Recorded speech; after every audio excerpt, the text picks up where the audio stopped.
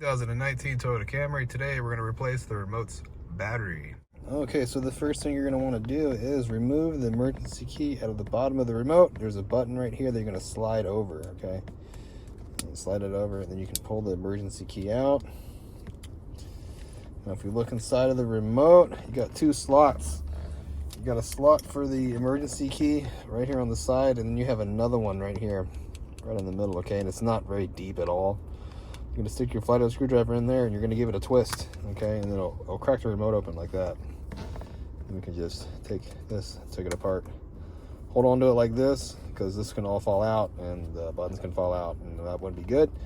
There is another slot right here at the bottom we're going to use to pry the battery up and out. Show you what size the battery is.